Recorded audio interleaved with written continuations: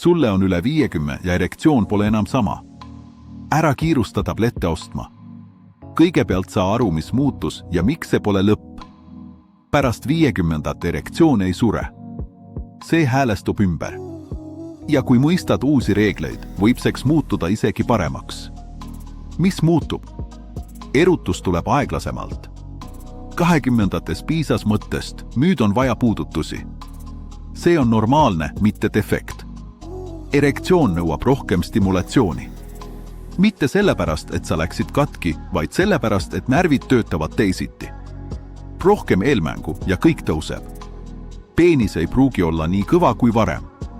Aga seksiks piisab. Perfektsionism on siin vaenlane.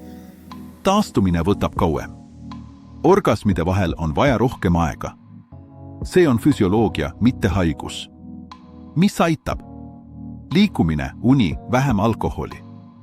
Kõik, mis on hea veresoontele, on hea erektsioonile. 50 pole lõpp. See on uus peatükk teiste reeglitega.